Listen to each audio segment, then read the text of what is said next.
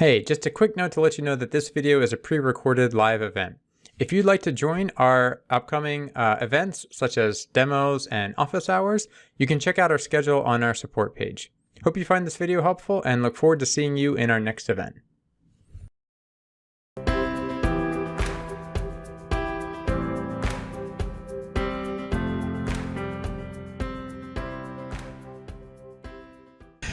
Okay, I think we can go ahead and get started. Thanks to all of you that could join our demo today live, and welcome to all of you watching this video at a later date.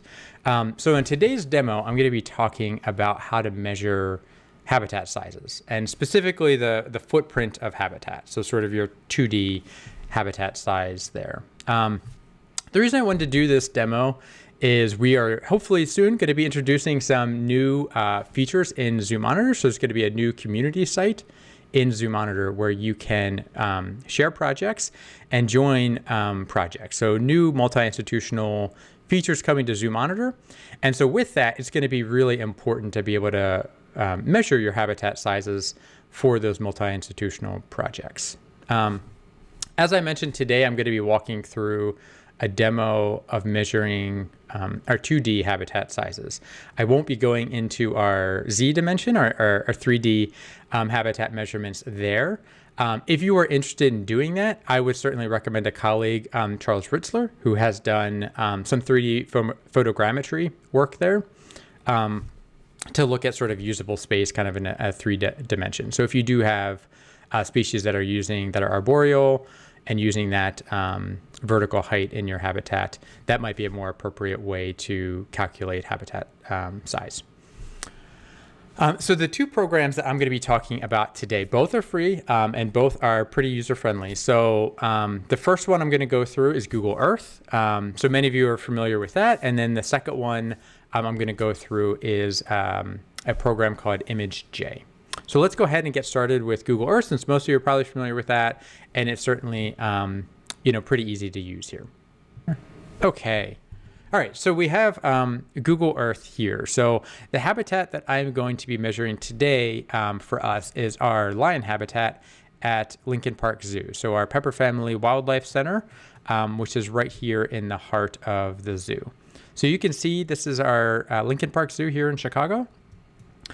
And I'm holding control and just clicking and dragging to get a bird's eye, very top-down view of it.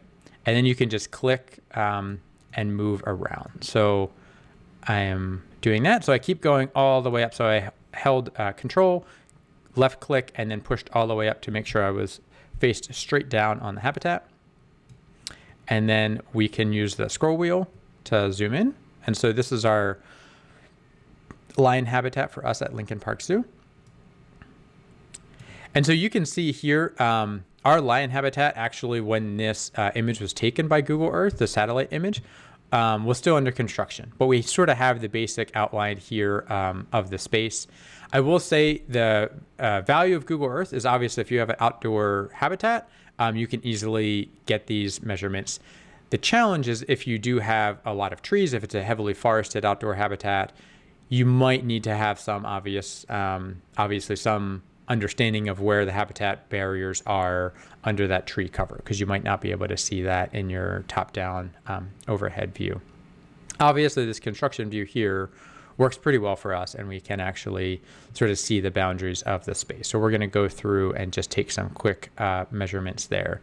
And in Google Earth, it's super simple. So I've got my space here, and then you can go over here. On the left, you'll see measure distance and area. So I'm going to click that, and then we just get a drawing. So I'm basically dropping dots here. You probably can't see it too well there. It's pretty faint. But basically I'm just dropping dots here to trace a rough outline of the space. And so our lion habitat here that you're seeing has essentially sort of two halves of the habitat. So you can see a left and right half there. And then their holding area is this building that I just traced around. So they have holding space in there. And so I am And they have access to both of those areas, but it gives us that flexible management of being able to separate it if we need to, or keep it as one contiguous space, which is what we've done since we opened it.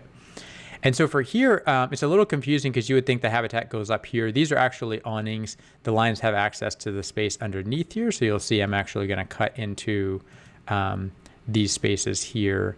And then it's about here. And so the windows here for our indoor viewing kind of bump out, and then there's what we call an outie and an innie. It bumps out, and then we have a window that kind of cuts into the habitat there. And so you can see, like I mentioned with the tree cover, some prior knowledge of your habitat is obviously going to be really important for being able to get this correct here.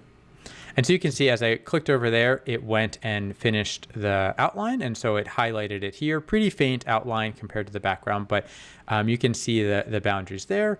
And you can see it gave us an area of 1,400 square meters here. And you can click that and you can change it to something different. So we, the next measurement I'm going to be going through is in feet. So let me convert it here to feet. So you can see it's about giving us around 16,000 feet. That's actually a bit smaller than the habitat truly is. And I think that that's probably because my boundaries here aren't perfect. But the beauty of Google Earth here is that you can kind of get that rough outline in place, and then you can click any of these nodes and really kind of try to finesse the exact boundaries of your space to get it more accurate. And you can see the area changing as I kind of work these into like the exact area that the lines have access to. So you don't need to worry too much about that first pass. You can kind of refine it and go through and try to make that outline a little bit more accurate there. And you can see the area was kind of changing as I went through. So that's how to calculate habitat size in Google Earth. Pretty straightforward, super easy to use for any of your outdoor spaces. However, you might have an indoor space, or you might have one of those situations where, in this case, we would have been pretty close to Google Earth not working here if this satellite image was taken maybe just like a month or two before this, where there was a lot of demolition and there wasn't clear boundaries for the habitat area. So if you're in one of those situations, you'll need to obviously have a different approach. And the one that I found that has been useful for me is using a program called ImageJ. And so ImageJ, if you're not familiar with this is a program that was developed by the National Institute of Health, or NIH, to do image processing. So obviously, as you can imagine, in the medical field, there's a lot of image analysis that goes into all of the different scans and stuff that we get. And so that's kind of what this program was first developed for, but it's a pretty robust general program that you can use for any kind of image analysis work there. This is a Java-based web app. It is freely available online. So if you Google ImageJ, you should be able to find this page here. The one I'm going to be demoing today and what you're seeing right now is the original ImageJ, or version 1. There's also a version 2 that sort of extends the functionality of ImageJ to do more complex processing, but certainly more complex than we need for what we're doing today. So I'm just going to be sticking with the original ImageJ for us. Okay, so the first step here, we're going to run ImageJ in browser. I'm going to click that. And you'll see it'll be loading. Almost there. Okay, perfect. So this is basically what ImageJ looks like when it loads here in the browser. Our first step is, of course, going to be to open our image. And so for us today, what I was going to do is actually keep the example the same and stay with our lines and look at our line blueprint for that space that you just saw with Google Earth. So if I go up to File and then Open, gives you a choice here to select files. So I'm going to select a local file. And then you'll see I have the blueprint here in two forms. So the blueprint first came as a PDF. And for most of you, your blueprints are probably in a PDF form. Unfortunately, ImageJ doesn't work with a PDF. It works with an image. And so what you're going to need to do is convert your blueprint to a JPEG image to work with ImageJ. And so I've already done that here, you can see. If you Google convert Adobe PDF to JPEG, Adobe actually has an online converter. You can drop in the file. If you have Acrobat Pro, I believe, you can do that built in with your downloaded desktop application, but they also offer a free web tool to be able to do that, to convert your PDF to JPEG there. And so you can see I've already done that step here. And so I have my JPEG image here. So I'm going to click that. I'm going to open it. And then this is our lion blueprint. And so our lion habitat at Pepper Family Wildlife Center was designed by the team at PJA and Getch Partners here. And so this is the blueprint that we have. And you can see basically this is the same sort of view we had that we were just looking at with Google Earth. We have the two sides here. We have the holding building in here, and then this space where they can pass through. And there's actually, it's a really cool habitat. There's actually guest viewing here at sort of ground level, so that guests have kind of a view that they can peek into the habitat here, and lions can come and climb up and over those guest areas there, so the lions can kind of pass right through. So we're going to go ahead and use this and try to measure that area from this blueprint, just like we did with Google Earth. The first step is, of course, we need to set a scale, right? And that's very easy to do in ImageJ. You go up to Analyze and you go to Set Scale. The hard part in ImageJ is knowing what scale to set, right? It's very easy to set it. It's harder to know what numbers to put here. And so in some blueprints, you might have a conversion bar or a scale bar down there that basically says, like, you know, this bar is 10 feet. That would be really helpful. If you have that on your blueprint, you can easily kind of get that. You would go up to just get a line segment, measure the line of the segment, and then you can go to Analyze and then Measure, and it'll tell you how long that line is. And then in your set scale, once you have that distance of that line, you would just put distance in pixels is what ImageJ is telling you that distance of that line is. And then you can put the known distance of whatever that is, if it's 10 feet or so. Very easy to do that if you have that scale bar there. In this blueprint, we have a scale conversion listed, but we don't have a scale bar. So this one here, the blueprint was set at a scale of 1/8 inch on the blueprint equals 1 foot in reality on the ground. And so how do we go from that to the scale that we're going to need to put in here? Unfortunately, it's a little bit of math, but it's pretty simple math. So the first thing we're going to need to know is the size of our JPEG image here. And so you can see with it open, it's listing right here. It's a 1024 by 768. And to do the scale, I'm just going to worry about the width here of the image. So we're going to take 1024, we know is the width of our image here. The next thing we need to know is how big the PDF was, right? And so the PDF originally was a 4 foot by 3 foot PDF, so 48 inches wide. So we have the JPEG is 1024 pixels wide. The PDF was 48 inches wide. And so basically all we're going to need to do is divide those two. So it's dividing 1024 by 48 inches. So the JPEG image width divided by the image width of the original blueprint width. And then you're going to need to multiply that by that conversion factor listed down in the blueprint here. So for us, that's 1/8. So if we take 1024, divide that by 48, and multiply that by 1/8, we get a conversion factor for this blueprint of 2.67 pixels per foot. And so I'm going to go up and set that scale in here. So we've got 2.67 pixels, known distance, we're going to say is 1. You can convert this to foot. I just leave it as units, but just as long as you know what you're converting it to there.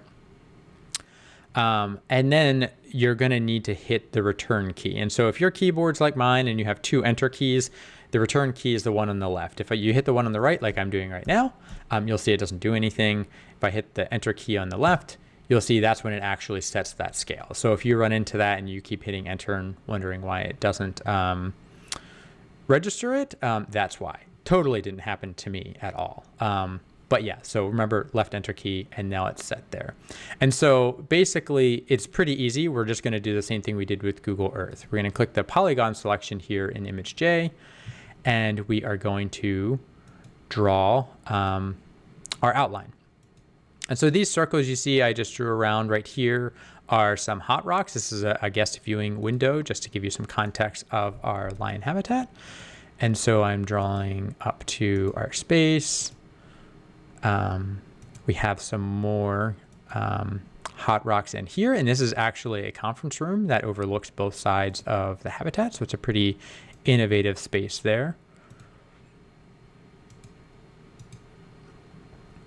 I drew that a little bit too wide. They have access to some of this areas, and so that's where, just like before with Google Earth, we can certainly kind of finesse that afterwards, and I'll do that a little bit here. But just getting a rough estimate. And so with this one, I am actually going to draw to the boundaries because this is the blueprint. So this doesn't have that top-down view.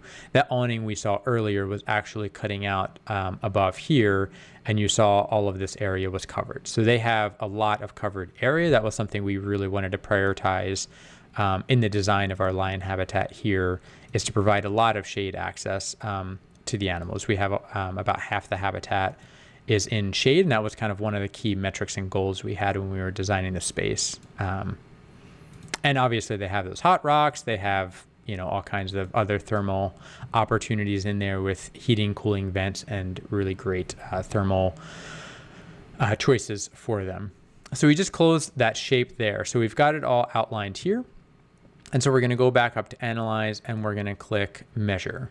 And so you can see now when we clicked measure, it's giving us the size of the habitat here. So it's giving us 17,000 square feet. So fairly close to Google Earth, but not exact. And that's obviously a little bit of the squishiness of where we put these dots here and how precise we were. So certainly to get this as precise as possible, you know, you can certainly play around and move all of these points that you placed there and just try to get them you know, as precise as possible. And you can see as we kind of go through and do that, unlike in Google Earth, you can see it's not changing here. So as I changed all these dots, we would go up to measure and hit measure again. So it doesn't do it live like you saw in Google Earth. You would have to click it again after adjusting those sizes there.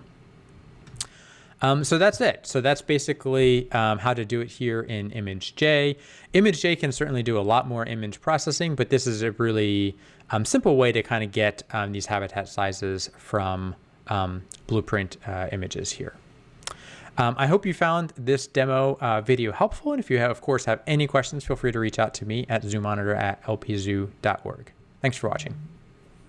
Hey, thanks for watching. If you liked that video, be sure to hit the like button and subscribe to our channel to be notified when we release more videos. If you have any questions about ZooMonitor, you can always feel free to contact us at zoomonitor@lpzoo.org. Thanks.